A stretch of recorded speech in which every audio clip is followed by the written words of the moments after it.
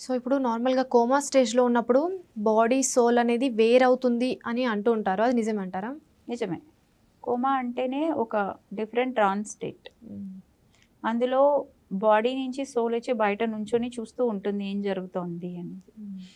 So, అది చూస్తూ ఉంటుంది and at the same time అది వెళ్ళిపోలేదు. ఓకే. ఎందుకంటే ఆ కోమాలో ఉన్న బాడీ ఒక కర్మని గో త్రూ అవుతోంది. హ్మ్. ఓకే. అది ఒప్పుకుంది. నేను ఈ బాడీని ఈ రకంగా ఇది చేసుకుంటాను, క్లియర్ చేసుకుంటాను. లేదా దీనిలోకి ఎనర్జీని ఈ రకంగా నా ఆర్గన్స్‌ని పాడు చేసుకుంటాను. దీని ద్వారా ఈ కర్మ క్లియర్ అవుతుంది అని ఒప్పుకుంది ఆ హ్మ్. బాడీ.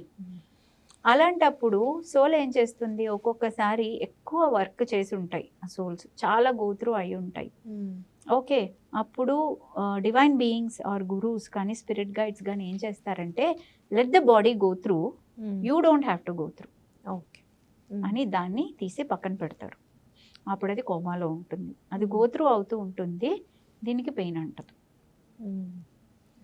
ఇప్పుడు సోల్ అనేది బయటికొచ్చిన తర్వాత బాడీకి అదొక స్పందన అవ్వండి, చలనం అవ్వనివ్వండి అవన్నీ ఉంటాయంటారా? జస్ట్ ఒక హార్ట్ బీట్ ఉంటుంది. హ్మ్. Vegetative state.